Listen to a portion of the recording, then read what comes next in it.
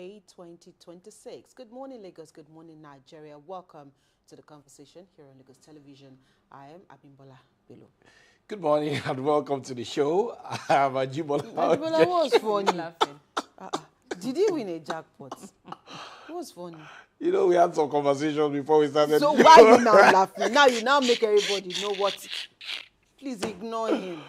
Oh my. Ignore him. Ignore him. Things are getting better. Yes, sir. Yeah. Yes, sir. Yes, sir. Okay, so it's a week of expectation. What are you? Are you pregnant? Yes, now pregnant with hope. Pregnant with something. Yes, not baby, pregnant but with something, hope. sha. I mean, it doesn't have to be pregnancy Yeah. with babies. It can be pregnant with anything, with aspirations, with hope, with good news, with favor. Yes. Favor. It surrounds me like a shield. Your pregnancy, is it 6 months or a Ajibola, month? What is The pregnancy I have right now is today I want to deliver.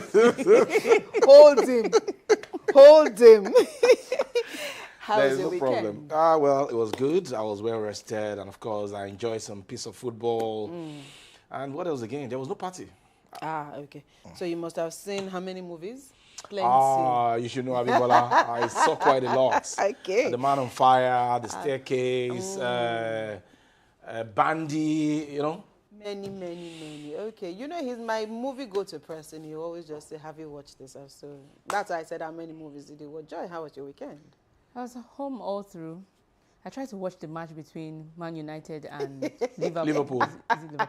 Yeah. That's good. You are getting there. I tried. You tried. Okay. So has Arsenal finally sealed the deal? I think so. Huh. I think so. Okay. They might just, have it, have a go at it this season. They're getting closer, and perhaps we can just begin to say that okay, it's looking closer. But then I just hope that nothing, nothing will derail that goal. For the rest of the season. We are praying seriously for Arsenal. Unfortunately for Chelsea, we are only relying on winning the FA Cup now. And we are praying and fasting. I'm not fasting with you. There are some fasts I don't embark on. So when you see certain things, you just know. Manchester City is informed. It is, yeah. And there are some things that you see and you know you would. It's fine. I'm still a Chelsea fan. If we do not win FA, it's okay. But you see that you're praying and fasting. Kojo, I left that building. I don't want to suffer myself on two sides. And at the end of the day, I have to get beaten. No. Fingers crossed, if we win.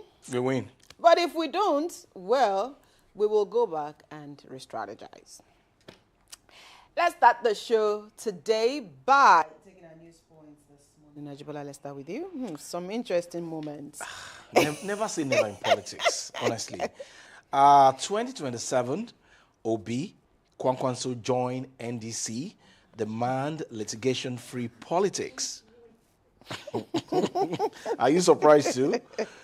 Former Labour Party presidential candidate Peter Obi and ex-Kano State Governor Rabiu Kwankwanso have formally joined the Nigerian Democratic Congress, NDC, calling on members to avoid litigation and focus on advancing the nation's development.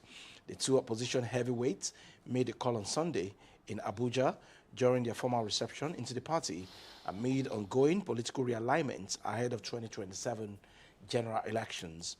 Obi declared his switch to the NDC shortly after announcing his resignation from the African Democratic Congress, ADC, which he joined last December. Addressing party leaders and supporters, the presidential aspirant said their decision to join the NDC was driven by the need for a peaceful political platform devoid of internal crisis. He said, and I'm quoting, "First of all, sincerely, I join in thanking the leaders of our party, and I assure him that we are coming here to be part of the peaceful family that will work hard to build a united, secure, prosperous Nigeria that will work for everybody." Kwankwanso is also a leader who has been at the forefront of education, providing primary health care, and putting people out of poverty because we want to build a country where a child of nobody can be somebody without knowing anybody. That is all we want to do. We're using this occasion to plead with the government of today. You know that I contested election in 2023 in a different party. Rabiu Kwankwaso also contested the same election on a different platform. Continuing, Obi accused the current government of fueling persistent crises within opposition parties, leading to endless litigation that forced him and others to abandon their former platforms. He said their hope for stability was quickly tested and unresolved disputes in new party. The government of today has ensured that they put up crisis upon crisis, which led to several lawsuits in our party that made us abandon those parties and move to another party, thinking that our situation would abate. So, from ADC to NDC, I love the rhyme, I love the reading. And what exactly, that's my question this morning, and I'm putting my question to Abimbola and Joy. Probably you can answer on behalf of Obi and Kwankwaso. What exactly is the ideology of Obi and Kwankwaso? And if you say that a particular political party is in crisis and you ran away, you ran from Labour to ADC, ADC to NDC, who says that APC or PDP is not in crisis? So if indeed you are a leader at your level and you are not able to harmonize different ideas and issues together, how do you intend to govern a country as complex as Nigeria? Well, since you posed that question to me, my response would be the fact that Mr. Peter Obi says the ADC is bedeviled with crisis. And of course, there's instability in the party and there is litigation in the party. So he wanted a place that, you know, he can have a say, that they can all come together, there'll be cohesion. And at the end of the day, it was looking like the ADC was not going to give him what he wanted. Perhaps the NDC can give that to him. But my question... I love that, can. Yes, maybe, yes. So, and then the question here, because honestly, there are questions to be answered however you want to take a look at it. Again, how many months do we have to the election? These parties have, they all have their, I'm not even coming on ideology level now, talking about the constitution of the parties. And I know that it is expressly stated that you must have been in a party for how many years? Before you can be a carry their flag. Yes, before you can vie for a position. And so you're coming to the NDC in May. Election is in January. What are we preaching to the younger generation that you seem to be their role model? Because again, you're all saying that it's okay to jump ship and, like Mr. President said, hijack people's platforms, because I really don't get how it is that we just do certain things and we close our eyes and we just assume that it's okay. And then we have people who are actually looking to this generation, who are learning. What are you teaching them? What are you bequeathing to them? That it's okay to jump ship. It's okay to jump ship. But can you do it within the confines of the law, of what the law states? So now that you have come to me, Seriake Dixon, in his party, you still want to get the party ticket to run either as president or vice, because I don't know. Who will be who? Kwankwaso, Peter Obi, which joint ticket are we? Anyway, let me not jump ship. Let's wait and see where this marriage will lead to again, because I really don't understand. There's more. That's what we're coming to talk about on hashtag. Let's move on. Or do you have any addition, Joy? Well, for me, running away from crisis and saying that you don't want to be in a party where there are litigations and all, it just speaks of, so if you can't stay and handle this, what will happen when you become president? I mean, Nigeria is a complex country. Okay. You can imagine the number of bashes that Mr. President receive on daily basis. Next story. Xenophobia. Tinubu orders tight monitoring as anti-foreigner protests loom in South Africa. Now, the story says President Bola Ahmed Tinubu has directed Nigeria's diplomatic mission in South Africa to closely monitor developments ahead of a fresh wave of protests targeting foreign nationals. The demonstrations are scheduled to hold from May 4 to May 8, 2026, raising renewed concerns over the safety of Nigerians residing in the country. According to the Ministry of Foreign Affairs, at least 130 Nigerians have already registered for voluntary evacuation following last week's protest march in Johannesburg. with the figure expected to increase. In a statement, the federal government said the president had expressed grave concern after receiving a briefing from the situation and called on South African authorities to strengthen security measures to prevent escalation. The government also disclosed that arrangements were underway to compile data of Nigerians willing to return home as part of plans for possible repatriation flights. Nigerian community groups in South Africa are supporting the exercise. Reiterating Nigeria's position, the statement noted the country's historic role in South Africa's liberation struggle and stressed the need to educate younger generations on that shared history. That's the thrust of the story, really. And, you know, this is not the first time that Nigerians will face xenophobic attacks in South Africa. But what makes this particular one worrisome is the fact that Nigerians are not the sole target here. They're actually targeting foreigners generally, as far as Indians, not only African countries. And what beats me here is the fact that their government seems to be quiet about it. I know that South Africans can be erratic, for a fact, you know, and oftentimes they've had issues with Nigerians. They've had issues on all fronts. They're always angry that our men marry their men marry their ladies. Nigerians also who are in South Africa are hands-on. They thrive, they do businesses, they do certain things, even though some of our guys and ladies there also, you know, would also partake in things that ordinarily are not really nice. So we understand the fact that it is not new, but it cannot continue. You know, a particular video went viral. This particular lady, you know, who was just out there and who was saying, what did Nigeria do to aid their freedom? And, you know, things like that. You can't say that what did Nigeria do or what did other Africans do.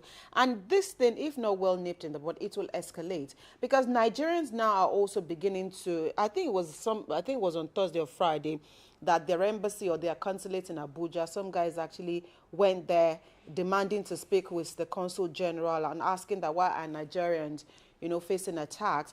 In Tanzania, now they're already out for South Africans in that country as well. The continents, we can't fight ourselves. So these things have to be nipped in the bud, and I think their government needs to speak with every seriousness, because it's as bad as you see people walking on the street and harassing people and nobody is saying anything. I don't think that's fair. So as much as, you know, our government is trying and saying, okay, if you want to come back home, well, you can't just up and leave. Where are you coming back to? But do you have something here to come back to? Exactly. So you have a life, you have a business, you have something you're doing somewhere, and then you're saying you want it. So their government also needs to be very serious about this particular issue.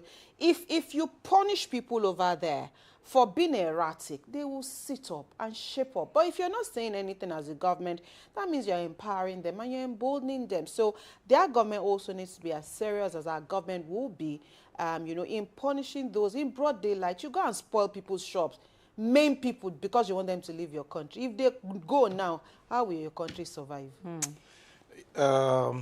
You see those South Africans who are actually attacking foreigners in their country, especially Nigerians, I think they're ungrateful. And the woman asking the question that, oh, what did Nigeria do in their fight or in the struggle for democracy, or what does she call it?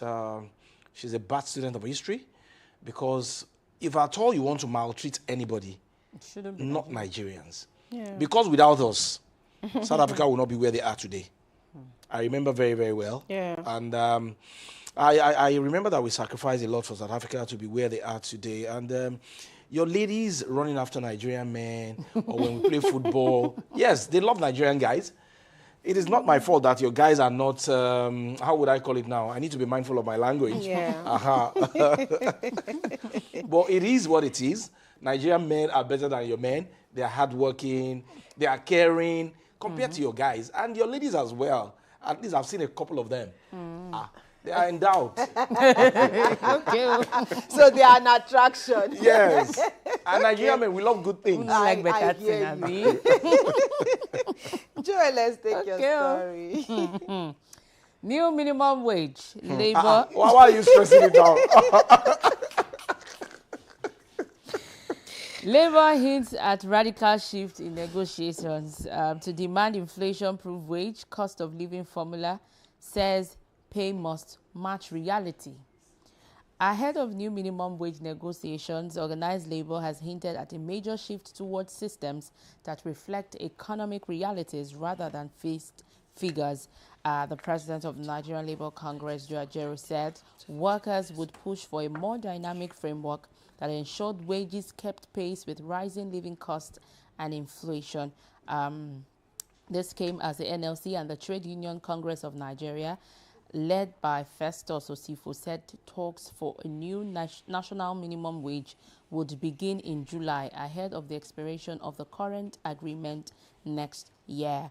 The early start, Labour leaders said, was aimed at avoiding the familiar circle of delays, prolonged negotiations, and unpaid arrears that had historically burdened Nigerian workers. It's a long, very long read. But When what it is Labour... money matter. It's money matter, and they are saying that they are going to ask for a new wage that will be able to match the reality. The rate of inflation. How much How will much ever will that match be? it? Remember we talked about this on Friday. On Friday, yes. And we asked our guests that will there ever be any amount that will ever be enough? And the answer was no. There can never be. But there are things that, you know, government can begin to look at and to make living easier for workers. Honestly, even if you give workers 500,000 naira, the bad thing about it is that as soon as you raise salary, other things will increase. Yeah. And so inflation will always work vis-a-vis, you know, things around that drives inflation. So I think what labor unions should actually be looking at or be working towards would be other things, not necessarily the salary, so that at the end of the day, maybe your salary can then be your savings. And then other things can be taken care of. You know, the 50,000 that Mr. Governor approved, much later I heard it for just me. Yeah. No, but they say it will be reviewed subsequently. And that review might take time. But for now, you are just getting 50,000 naira for me. Everybody happy. Well, Oh, the I carry. modalities I don't know.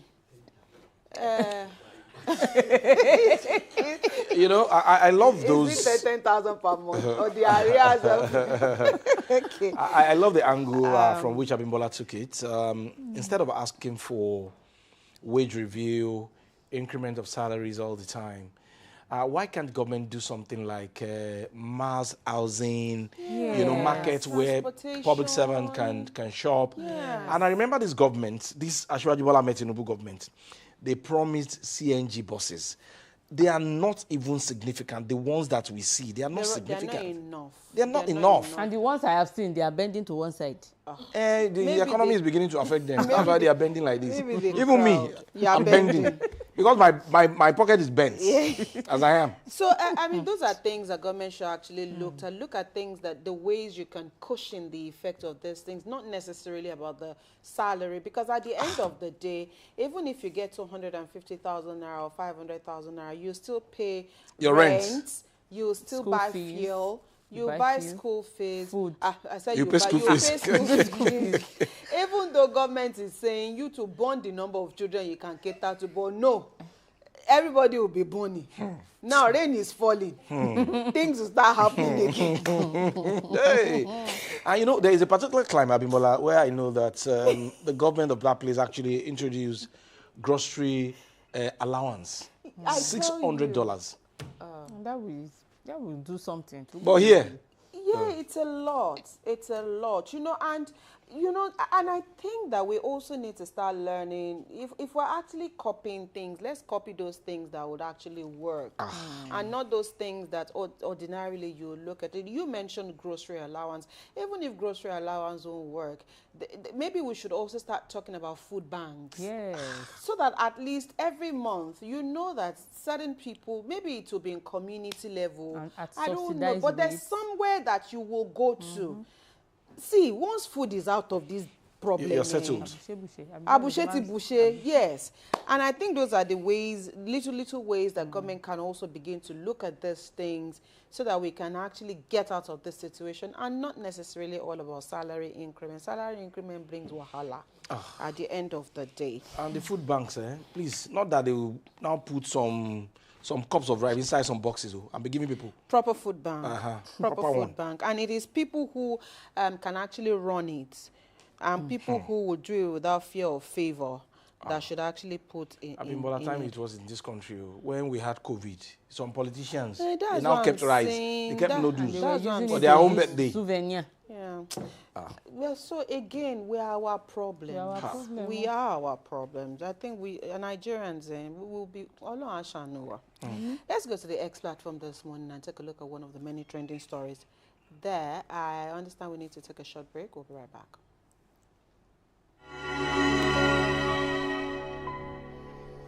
The Lagos State Christian Pilgrims Welfare Board announces the commencement of the sales of forms for the year 2026 pilgrimage exercise. Registration forms can be obtained from the following offices. The main office at 22 to 23 Obakin